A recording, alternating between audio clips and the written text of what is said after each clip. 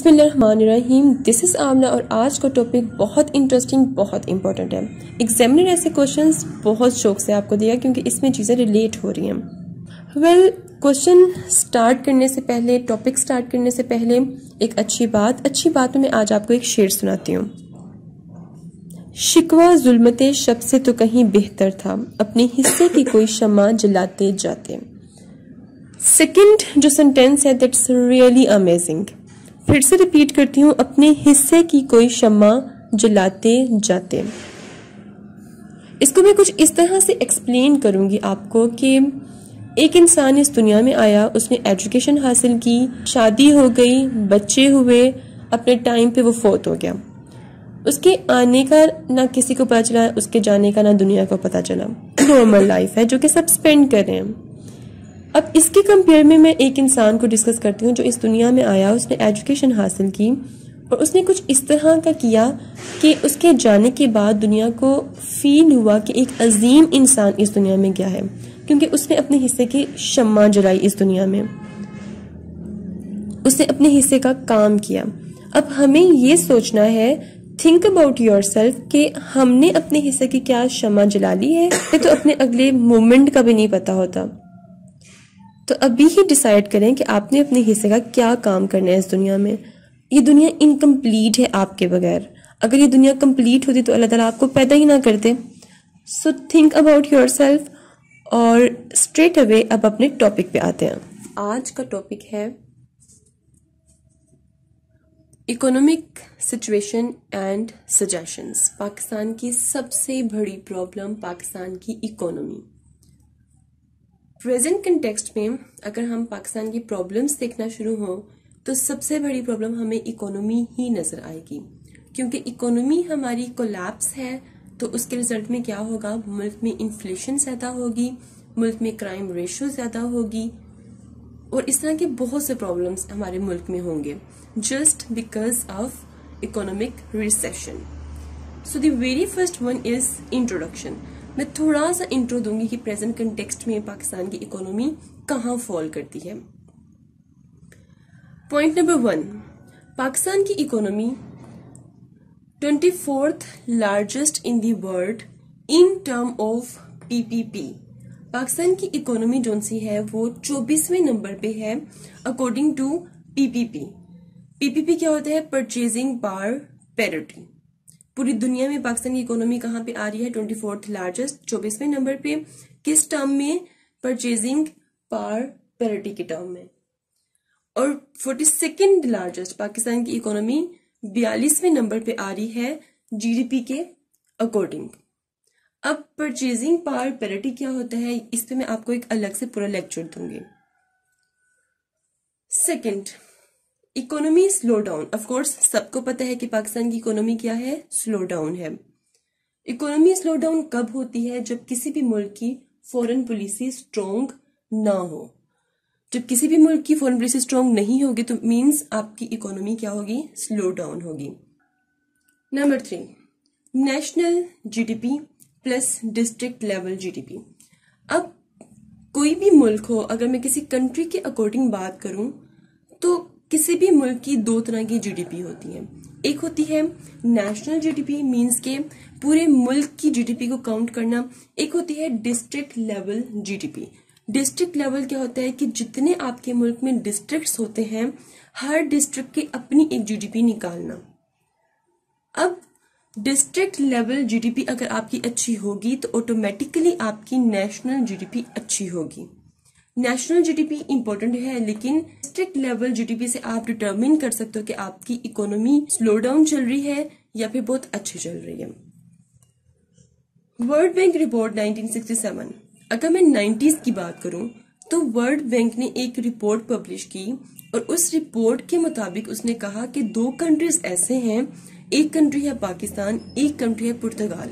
उसने कहा कि फ्यूचर में हमें नजर आ रहा है कि 2 कंट्रीज ऐसे हैं जो कि फर्स्ट वर्ल्ड कंट्रीज में शामिल हो सकते हैं, उनका पार्ट हो सकते हैं। अब फर्स्ट वर्ल्ड कंट्रीज कौन सी होती हैं, जैसे कि अमेरिका, जर्मनी, फ्रांस, ये हाईली डेवलप्ड है। तो वर्ल्ड बैंक के अकॉर्डिंग 1967 में उसने कहा कि पाकिस्तान फर्स्ट वर्ल्ड कंट्री का हिस्सा बन सकता है। क्यों कहा? 3 रीजंस की वजह से उसने कहा। ह्यूमन कैपिटल का मतलब ये होता है कि आपके मुल्क में जो यूथ हो वो ज्यादा हो। जैसे कि पाकिस्तान ऐसे ममालिक में शामिल है कि इसमें 70% पॉपुलेशन की जो उम्र है वो 30 ईयर से बिलो है, 30 साल से कम है, और ये बहुत बड़ी पार होती है किसी भी मुल्क के लिए। अनटैप्ड रिसोर्सेज, फिर वर्ल्ड बैंक ने देखा कि पाकिस्तान के पास रिसोर्सेज बहुत ज्यादा हैं, अनटैप्ड है। अनटैप्ड मीन्स होता है कि नॉट यूटिलाइज्ड, किसी भी चीज को जो यूटिलाइज ना किया हो, इस्तेमाल ना किया जा रहा हो, उसे कहते हैं अनटैप्ड। सो पाकिस्तान का अगर मैं बलूचिस्तान देखूं तो बलूचिस्तान पूरा रिसोर्सेज से भरा हुआ है। तो वर्ल्ड बैंक को लगा कि रिसोर्सेज बहुत अच्छे हैं, बहुत ज्यादा है पाकिस्तान के पास, हो सकता है इनको इस्तेमाल करते हुए पाकिस्तान फर्स्ट वर्ल्ड कंट्रीज का पार्ट बन जाए। तीसरी बात, पाकिस्तान की जो ब्यूरोक्रेसी है वो बहुत इफेक्टिव है। ब्यूरोक्रेसी बहुत इफेक्टिव थी तो वर्ल्ड बैंक को लगा कि शायद पाकिस्तान अपनी इफेक्टिव ब्यूरोक्रेसी को यूज करते हुए अपनी पॉलिसीज को अच्छी तरह से इम्प्लीमेंट करेगा। Now fifth point, class segregation. ये जो मैंने एरो ऊपर की तरफ लगाया हुआ है इसका मतलब है कि बहुत ज्यादा है। पाकिस्तान में इकोनॉमी कोलैप्स करने की वजह क्लास सेग्रीगेशन भी है। क्लास सेग्रीगेशन का मतलब होता है क्लास डिवीजन, मींस कि आपके मुल्क में जो आपका पैसा है वो सिर्फ कुछ हाथों में है। कोई भी मुल्क तब तक तरक्की नहीं कर सकता जब आपकी सर्कुलेशन ऑफ मनी सिर्फ कुछ हाथों तक ही स्पेसिफिक हो जाए। मींस के जो इलीट क्लास है वो अमीर से अमीर होती जा रही है, जो गरीब क्लास है वो गरीब से गरीब होती जा रही है। क्लास सेग्रीगेशन ज्यादा होती है, तब इकोनॉमी भी स्लो डाउन होती है, तब क्राइम रेशियो भी बढ़ती है, क्योंकि इससे क्या होता है कि एक डिफरेंसेस क्रिएट हो जाता है एलीट क्लास में और मिडिल क्लास में। ओके, अब इस सेगमेंट का मैं स्टार्ट लूंगी एक क्वेश्चन से। Why India has more international standing than Pakistan? International standing का मतलब होता है कि इंटरनेशनल लेवल पे इंडिया की बात क्यों ज्यादा सुनी जाती है पाकिस्तान के कंपेयर में। इंटरनेशनल लेवल पे इंडिया की बात क्यों ज्यादा मानी जाती है पाकिस्तान के कंपेयर में? इसका आंसर सिर्फ एक ही है और वो है इकोनॉमी।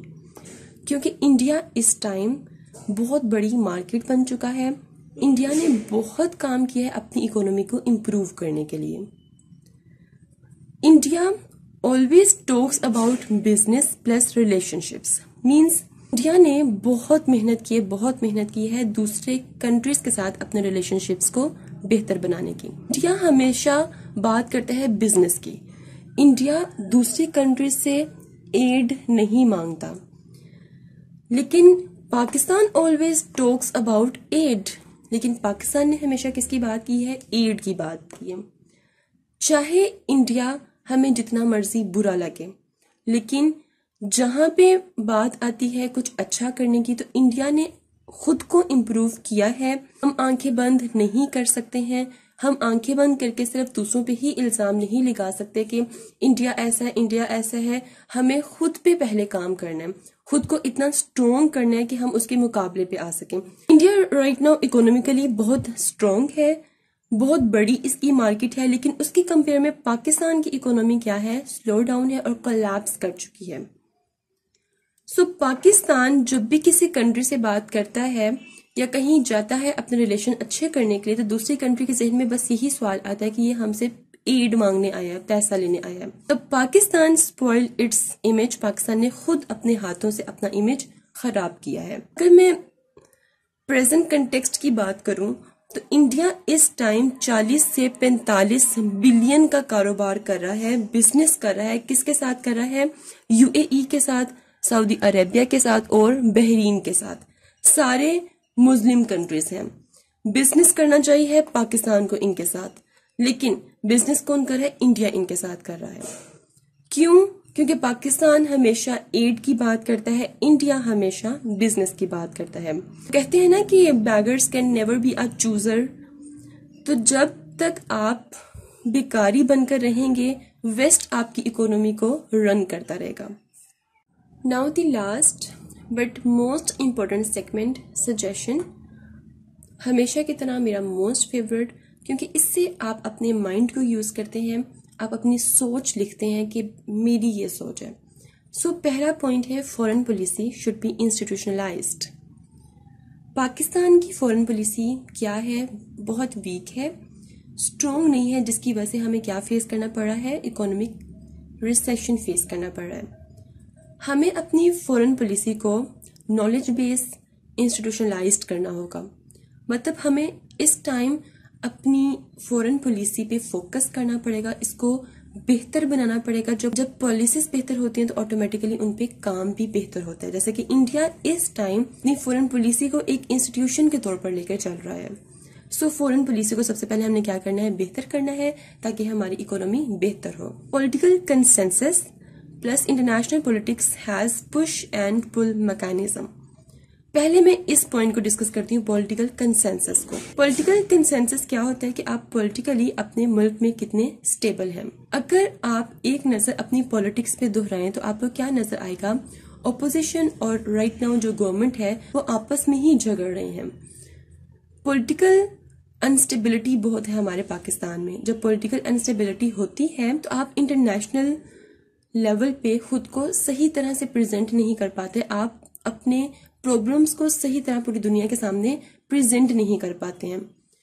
इसलिए मैं कहूंगी कि आपको पॉलिटिकल कंसेंसस के पॉइंट ऑफ व्यू से आपको इकट्ठा होना पड़ेगा। जितने पॉलिटिशियंस हैं वो अपने सारे इंटरेस्ट, अपने पर्सनल इंटरेस्ट को एक तरफ फेंक कर सिर्फ और सिर्फ अगर अपने मुल्क पे तवज्जो देंगे, अगर यूनाइट हो जाएंगे ना, तो हम इंटरनेशनल लेवल पे बहुत अच्छा परफॉर्म कर सकते हैं। जब इंटरनेशनल लेवल पे आपकी सुनी जाती है तो आपको एक एक्सटर्नल सपोर्ट मिलती है। National politics and push and pull mechanism, इसका मतलब ये है कि जो इंटरनेशनल पॉलिटिक्स है वहां पे एक मैकेनिज्म है, वो है पुश और पुल का मैकेनिज्म। अब ये मैकेनिज्म बेसिकली क्या होता है? अगर आप देखें तो इस टाइम पूरी दुनिया में किसकी चलती है? अमेरिका की। क्यों? क्योंकि उसकी इकोनॉमी बहुत स्ट्रांग है, उसकी चलती है। अगर कुछ साल बाद अगर पाकिस्तान की इकोनॉमी बहुत स्टेबल हो जाती है, अमेरिका के मुकाबले पे आ जाती है या अमेरिका से भी अच्छी हो जाती है इंशाल्लाह, तो वर्ल्ड पॉलिटिक्स में किसकी सुनी जाएगी? पाकिस्तान की सुनी जाएगी। तो एक पुश और पुल मैकेनिज्म चलता है इंटरनेशनल पॉलिटिक्स पे। पर्सनैलिटी स्पेसिफिक, पर्सनैलिटी स्पेसिफिक का मतलब ये है कि हम पाकिस्तान में हमेशा पर्सनैलिटी स्पेसिफिक ही बात करते हैं। पाकिस्तान के लोगों पे आते हैं जरा। पाकिस्तान के कुछ लोग किसको सपोर्ट करते हैं? पीटीआई को। कुछ लोग नवाज शरीफ को सपोर्ट करते हैं, कुछ बिलावल भुट्टो को सपोर्ट करते हैं। तो सब पर्सनैलिटी स्पेसिफिक बातें यहाँ पर कर रहे हैं। क्यों कर रहे हैं? हमने अपने मुल्क के बारे में सोचना है, हमने पर्सनैलिटी स्पेसिफिक बात नहीं करनी है। So just come out from this personality specific driven mindset और अपने मुल्क पे फोकस करें। देन नेशनल पार्क की मैं बात करती हूँ। अच्छा एक सेकेंड, पर्सनैलिटी स्पेसिफिक, एक तो मैंने अवाम की बात की, एक अगर मैं पॉलिटिशियंस की बात करूं तो वो भी सिर्फ पर्सनैलिटी स्पेसिफिक ही बात कर रहे हैं, पर्सनैलिटी स्पेसिफिक से बाहर निकले अपने। अब मैं बात करती हूँ नेशनल पार्क की। कोई भी मुल्क उस वक्त तरक्की करता है जब उसकी नेशनल पार्क बहुत अच्छी होती है। अब नेशनल पार्क बेसिकली होती क्या है? नेशनल पार्क में आता है आपका डिफेंस, आपकी इकोनॉमी, आपका लिटरेसी रेट, आपकी सॉफ्ट पावर, आपकी लोकेशन। ये सब चीजें किसकी हैं? एक कंट्री की हैं। एक कंट्री की नेशनल पावर में ये सब चीजें इंक्लूड हैं। कंट्री की नेशनल पावर में मैं डिफेंस की बात करूं, डिफेंस का मतलब है आपकी मिलिट्री। आपकी मिलिट्री बहुत स्ट्रांग होनी चाहिए। आपकी इकोनॉमिक रिसेशन खत्म होना चाहिए, इकोनॉमी हमेशा आपकी स्ट्रांग रहनी चाहिए। लिटरेसी रेट, आपके मुल्क में ज्यादा पढ़े लिखे लोग होने चाहिए। सॉफ्ट पावर आपकी अच्छी होनी चाहिए। लोकेशन आपकी, ऑफकोर्स पाकिस्तान की लोकेशन बहुत अच्छी है इस टाइम। तो अगर इकोनॉमी को बेहतर करना है तो नेशनल पावर पे काम करना होगा, इन सब चीजों पे काम करना होगा, फिर ही हम अपनी इकोनॉमी को अच्छा कर सकते हैं। Then last, UN and effective body. UN united nation, जहाँ पे बहुत बड़े बड़े फैसले होते हैं। और last point, UN and ineffective body. Current scenario में यूएन जहाँ पे बहुत बड़े बड़े फैसले होते हैं, यूएन एक इनइफेक्टिव बॉडी बन के रहती है। कुछ स्पेसिफिक मुल्क ऐसे हैं कि उनकी ही सिर्फ यूएन में चलती है, बाकी जो बहुत नीचे हैं ममालिक जिनकी इकोनॉमी स्लो डाउन है, उनकी वहां पर नहीं चलती है। तो सबसे पहले पाकिस्तान में क्या करना है कि अपनी इकोनॉमी पे फोकस करना है, खुद को बेहतर बनाना है, खुद को आइसोलेशन पीरियड पे ले जाओ। मैं तो कहती हूँ सबसे पहले अपनी कंडीशन को बेहतर करें, अपने आप को दुनिया के मुकाबले पे लेके आए, उसके बाद हम सोचें कि हमें क्या करना है। ये थी मेरी कुछ सजेशंस। अगर आपको अपनी कुछ सजेशंस देनी है तो मेरे साथ शेयर करें कमेंट्स में। ते हैं नेक्स्ट हॉट इशू के साथ। अंटिल दैन मुझे अपनी दुआओं में याद रखें। Stay tuned and Allah Hafiz.